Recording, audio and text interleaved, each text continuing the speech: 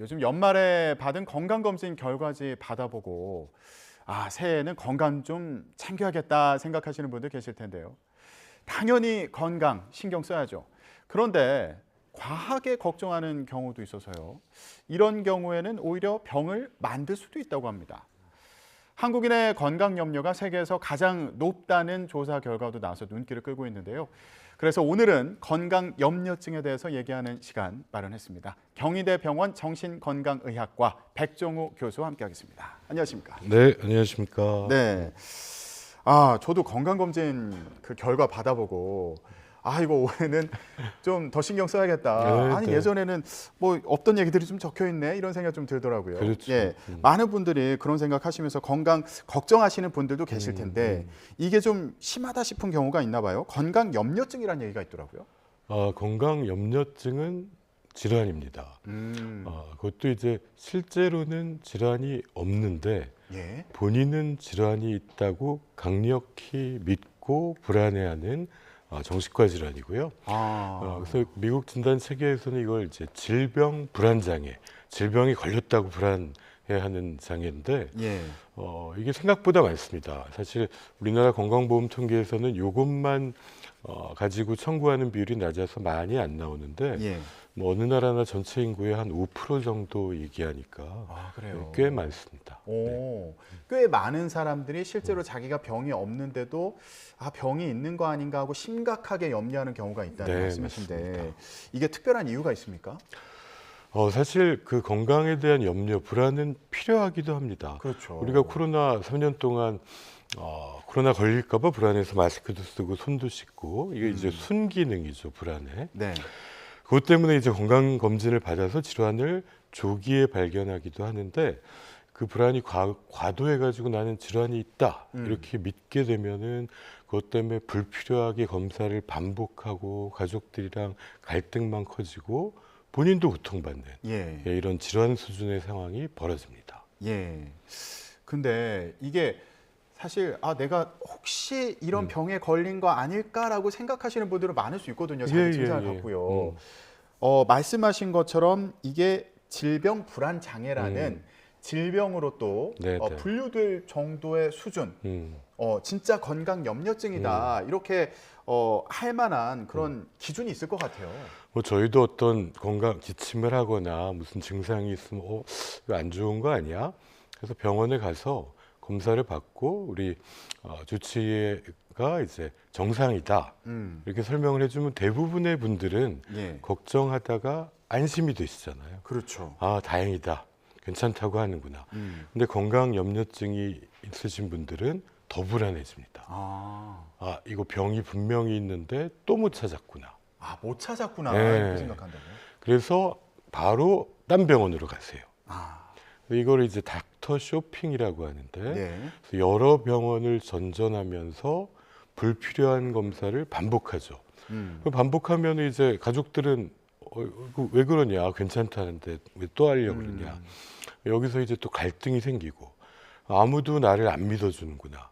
더 외롭고 불안하니까 예. 또 더 집착하게 되는 이런 악순환에 빠지는 상태가 건강염려증, 질병 불안 장애입니다. 이게 뭐 진단 기준 같은 게 있습니까? 진단 기준이 이제 질병 불안 장애 같으면 실제로 증상은 경미하거나 없어야 되고요. 예. 네, 그래서 그런 데 대해서는 또 정확한 검사를 꼭 필요한 만큼만 해야 됩니다. 근데 본인은 병이 있다고 믿고 있어야 되고요. 그것 때문에 고통을 상당히 예. 6개월 이상 반복해야 되는데 보통 이게 젊은 때부터 이런 경향이 생기죠. 예. 근데 이제 되게 문제가 되고 병원에 오는 나이는 한 40, 50대 이후가 됩니다. 사실은 이게 불안하고 우울한 분들인데 이거를 말로 믿을 수 있는 사람과 소통을 해야 되는데 못하고 이제 몸으로 또는 내가 질병이 있다 이렇게 믿고 소통하게 되는 경우가 되겠습니다. 그렇군요.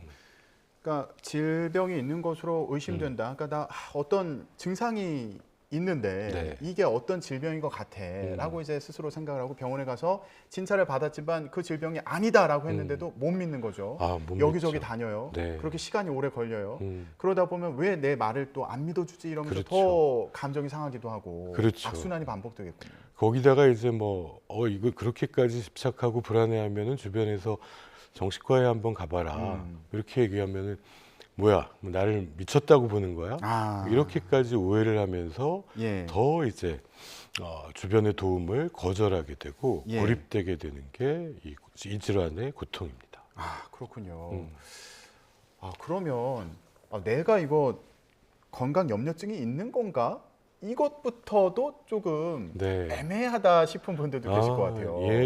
이럴 때 어떻게 해야 됩니까? 맞습니다. 이제 건강에 대한 염려 필요한 거죠. 그래서 이제 어떻게 보면 나쁜 것, 질환을 조기에 발견해서 찾는 거는 굉장히 바람직한 그럼요. 거니까. 근데 그래서 의사와의 상담을 통해서 적절한 검진을 받아서 없다 그러면 안심하고 이게 이제 순기능인 건데 예. 이게 안 되고 자꾸 그 질환에 대한 걱정에 몰입하게 되면 거꾸로 건강이랑 점점 멀어지게 되거든요. 대개는 이래서 이제 연구 결과들도 있는데요. 오히려 일상적인 시기에는 불안이 조금 높은 분들이 더 오래 삽니다. 질병을 걱정도 하고 준비도 하고 검진도 받으니까. 예. 근데 스웨덴에서 진행된 연구를 보면 건강 염려증이 있는 분은 오히려 더 빨리 사망합니다. 그래요? 예. 그걸 왜 그런가 하고 따져봤더니 그 질환을 걱정하느라고 건강한 생활 습관은 다 놓치고 본인이 스트레스만 더 받고 예. 그래서 길게 보면은 건강에 더 안 좋게 살게 되더라는 겁니다. 예. 예. 그러니까 어느 정도 네. 어느 정도 걱정이 있는 거는 미리 질병도 예방할 수 있고 네, 네. 건강하게 사는데 도움이 되는데 네. 이거 지나치게 걱정 많은 분들은 다른 데 오히려 신경을 못 쓰면서 오히려 수명이 줄어들 수 있다.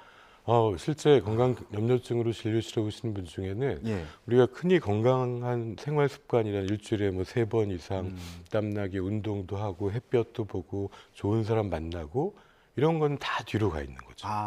그리고 이 질병이 있는 거 아니냐를 찾고 뭐 검색해보고 병원에 가고 또 검사하고 그것 때문에 너무 괴로워하고 거기에 내 모든 생활이 가 있다면 예. 오히려 건강을 잃을 위험이 높아지는 거죠. 예. 근데 우리나라의 경우에는 보니까 다른 나라에 비해서 기대 수명도 높은 네, 편이더라고요. 맞습니다. 그런데 건강에 대한 걱정도 많고 음. 스스로 건강하지 않다고 생각하는 경우가 네, 그 비율이 또 높다고 하더라고요. 저도 그 자료를 보고 굉장히 충격을 받았습니다. 그 건강에 대한 염려도 되게 높았고 우리가 예. 다른 나라에 비해서 가족들과 이야기하면서 행복을 느끼는 비율이 최하더라고요. 뭐 덴마크 같은 데 비하면 3분의 1이더라고요. 예. 그래서 이제 그게 집에 대한 조사였는데 우리가 너무 많이 일하고 있는 거 아닌가. 낮에 과로하고 일에 몰두하다 보니까 집은 쉬는 데가 되고 그리고 너무 피곤하니까 잠만 자고 싶고 예. 그다음에 나도 좀 건강이 좋지 못한 게 아닌가. 그래서 건강에 대한 염려가 더 많은 나라가 되지 않았나. 물론 이제 거기에는 또 여러 가지 이제 정보가 또 요즘에는 인터넷이나 SNS에 넘치다 보니까 그 영향도 클 것 같습니다. 네. 우리가 근로 시간이 길다고 하잖아요. 그러니까 일을 너무 많이 하다 보니까 오히려 나 건강에 안 좋은 영향을 지금 미치고 있을 거야 이런 생각도 더 강해질 수 있겠네요. 예. 그렇게 이제 과로하고 못 자는 걸 참 지금 피할 수 없는 환경에 많은 분들이 계시는데 자기 몸 걱정이 될 수 있는 거죠. 예. 그리고 말씀하신 것처럼 요즘에 그 인터넷을 통해서 정보가 많이 공유가 되는데 물론 그게 이제 긍정적인 면도 있습니다만 좀 잘못된 정보라든가 잘못 해석하는 경우도 있어서 질병을 좀 오해하는 경우도 있을 것 같아요. 물론입니다. 이제 그런 인터넷을 통해서 굉장히 고급 정보에 누구나 접근할 수 있는 장점도 크고요. 저희가 의과대학 2학년 때 임상에 대해서 학교에서 배우기 시작하거든요. 예. 그 1년 동안은 다 내가 입영 갔습니다. 그래서 실제 병원에 찾아가서 20대거든요. 그게 20대 초반에도 저 심장 검사 좀 받아야 될 것 같습니다. 이거 부정맥 같아요. 좀 불안한 건데 뭐 이런 학생들이 꼭 있거든요. 그러니까 그러니까 때로는 너무나 정보가 과잉이면 우리가 때로는 모르는 것보다도 이제 내가 이 병이 아닐까 예. 과도한 걱정이 건강을 해칠 수도 있습니다. 의사 선생님들도 처음에 의대에서 공부하실 때는 그런 과정을 또 겪으시는군요. 예. 그날 들은 병은 다 제 병 같습니다. 그러면 내가 건강 염려증일 수도 있겠다 싶으신 분들 계실 거잖아요. 네. 뭐 병원에서는 다 괜찮다고 하는데 나는 계속 의심스럽고 의사 선생님 말도 믿을 수가 없다 이런 생각 드시는 분들. 그럼 지금 말씀을 쭉 들어보면 이거 자체가 건강 염려증 일종의 질환일 수도 있는 건데 네. 이런 경우는 어떻게 해야 될까요? 사실 이분들은 본인이 원해서 정신건강의학과 상담을 받는 비율은 굉장히 낮습니다. 그래서 가족이나 이제 오히려 주치의 의사 선생님의 권유를 받아서 오시는데 네. 첫날 오시면 저는 꼭 이렇게 물어보는데 이제 원해서 오셨어요? 거의 99%는 싫은데 오신 거죠. 그리고 제일 두려워하는 거는 내가 이제 제정신이 아니다 이런 오해를 받을까봐 두려워하거든요. 그럼 얘기 들어보고 근데 이거는 꾀병이 아니다. 실제 본인은 괴로워하는 거거든요. 꾀병은 병이 없는데 이걸 자기가 지어내는 거죠. 아프다고. 이거는 건강염려증은 실제로 고통스럽고 또 신체적으로 증상이 표현되는 거거든요. 굉장히 고통스러운 거다. 그리고 오히려 그런 마음 때문에 정신과에 첫 발을 내딛는 게 굉장히 어렵다. 그러시면은 그때 이제 마음에 이제 공감이 돼야 그 다음부터 이제 치료를 받으려고 하시고 건강염려증이 기본적으로는 불신의 병입니다. 불신의 병. 의료진을 못 믿어요. 나는 병이 있다고 믿기 때문에 여기가 정상이라 그러면은 다른 데로 가야겠다 이렇게 생각을 하거든요. 그래서 믿을 수 있는 주치의와 오래 검사를 반복하는 게 아니라 자신의 불안과 우울을 다스릴 수 있는 힘을 키워야 좋아지거든요. 그래서 꾸준히 다니고 또 심하면 뭐 약물 치료도 받고 하면 건강염려증 좋아질 수 있습니다. 그래서 이제 딴 병원에 가시려고 하는 분한테는 제가 뭐라 그러냐면은 이거 마음의 준비가 되면은 오셔도 된다. 왜냐? 이거 지금 치료 안 받는다고 큰일 안 난다. 고통스러울 뿐이니까. 마음의 준비가 되고 믿을 수 있는 의사한테 오래 다니시는 게 최선이다라고 말씀드립니다. 정신과에 이거 건강 염려증 아닌가 하고 이제 상담을 받으러 오셨다가도 아니야 나 실제로 몸이 아픈 것 같아. 다른 병원에 가서 다시 이제 진단을 받으려고 하시는 분들이 계시는군요. 많죠. 그리고 정신과 의사가 제일 최악의 경우가 그때 실제 신체 질환인데 놓치면 그거야말로 멱살 잡히고 소송당할 수 있지 않습니까? 때로는 이제 적극적으로 정밀 검사를 하는 것도 필요하고, 그 다음에 신뢰 관계를 맺어서 꾸준히 치료하면 건강 염려도 충분히 좋아질 수 있습니다. 자, 교수님 계속 말씀해 오신 게 건강에 대해서 신경 쓰고 자기 뭔가 증상이 있는 것 같으면 병원 가서 검사도 받아보고 이건 중요하다는 말씀이신 거잖아요. 근데 다만 너무 과로하고 그리고 또 정보가 또 홍수처럼 넘치다 보니까 왜곡해서 해석하는 경우에 좀 걱정이 커져서 이게 오히려 안 좋은 영향을 미치는 경우도 있다고 이제 지적을 해주셨는데 뭐든 적당한 게 좋다고 하는데 이거 적정한 선을 찾는 게 또 어려울 것 같아요. 어렵죠.